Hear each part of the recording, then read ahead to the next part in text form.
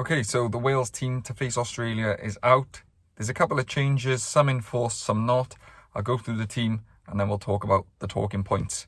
So we start with same front row as before: Gareth Thomas, Dewi Lake, Archie Griffin. I think the scrum was pretty solid, so I wouldn't have changed too much there. The second row stays the same of Will Rowlands and Adam Beard. And then the back row, there's a couple of changes. James Botham comes in for Tane Plumtree.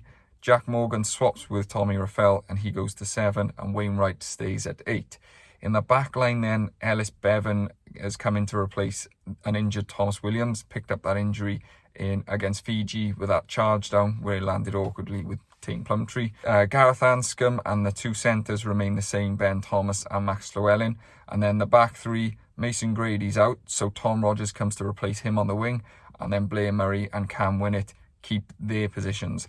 And then the bench is Ryan Elias, Nicky Smith, Kieran Azarati, Chris Chinza, Tommy Raffel, and then he's gone for 3 backs on this one. I'm not surprised. Rodri Williams, Sam Costello, and Eddie James. Glad to see Eddie James getting an opportunity.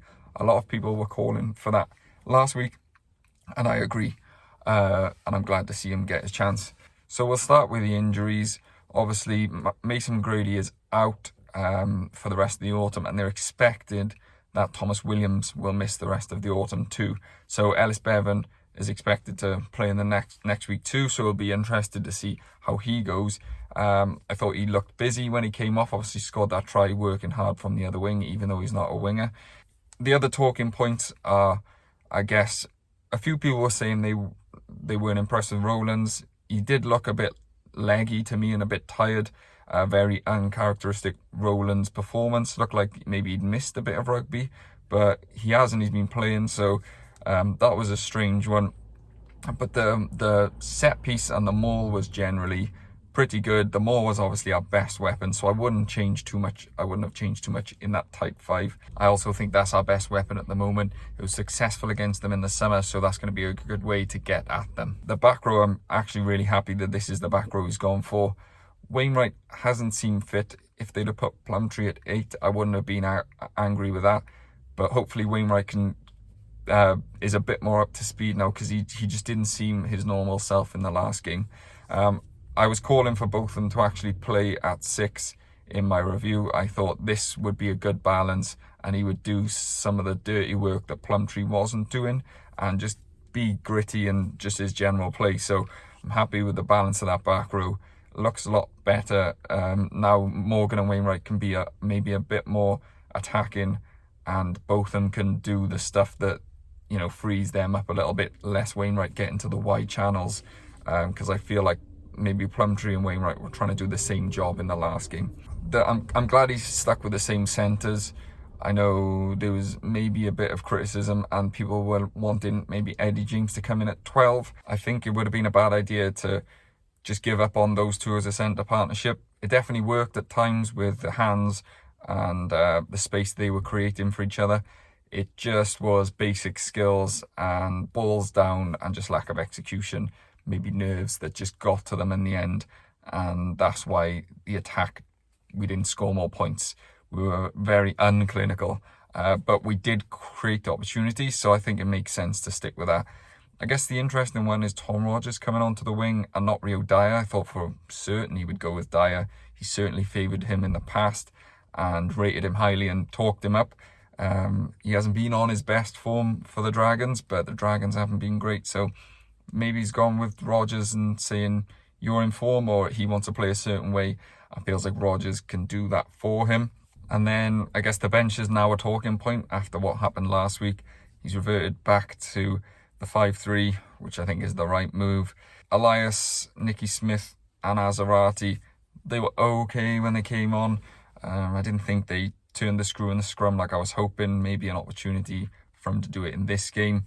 I thought actually Elias has copped a lot of flack, and I've given him a lot of flack in the past, but I thought when he came on he actually was quite impactful with his carries, even though I didn't want Lake to go off. It was just he dropped that ball at the end, unfortunately. Chinza was okay when he came on also. I'm glad he retains his spot. Raffel obviously goes to the bench, dropped for Jack Morgan. Plumtree out of the matchday squad completely. I don't know whether that's sending a sign or if he's wants to play a different way. I was quite critical of Plumtree in my review of the Fiji game. I felt like he gave away silly penalties and fell off a lot of tackles, even though he was the top tackler. So I guess it's just a sign of the brutality of professional sport. Maybe it's just a chance for him to grow. Happy for Rhodri Williams to come in and get a chance, and I'm glad Costello kept his spot because he's copped a lot of flack, and I don't think what happened was anything to do with his fault. And actually, in fact, when he went to 10, it actually sparked us a little bit. So I'm glad to see he's getting another opportunity and he wasn't made a scapegoat like he did in the sort of saying he just run on. And it's actually quite interesting. I'll just find what as Gatlin's quoted in the press conference. I'm going to read it out, so excuse me.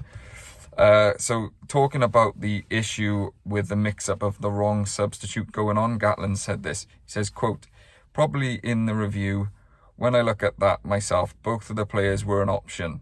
Sam did a good job. The medics didn't get the message. We also delivered a message about the front row getting on, which they didn't get." And then he carries on. He says, quote, "Probably the lesson is not to be honest." He's talking about the press. "I was trying to be transparent. We went for a 6-2 split. Both of them were options. Maybe if we'd got the message to come through, Ellis might have gone on. But for us, it wasn't a big issue." So he's trying to play this down now. He's copped a lot of flack. And I think it's sort of a bit late now. He's trying to reverse history because he said that the plan was always for Ellis Bevan to go on, and he needs to get to the bottom of how this happened. But now he's coming out and saying they could have both gone on and Costello did a good job, even though he's saying, "Oh, Sam just run on," or whatever. So he's trying to cover up himself. And then he's also saying the medics. So it's very sort of, non-committal on who exactly was to blame for this.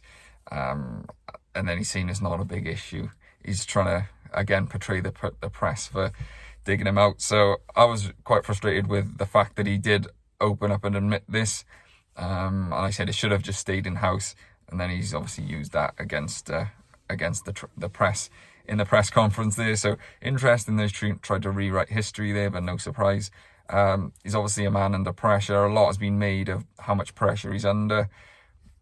Let's just hope that this is the game where it turns around.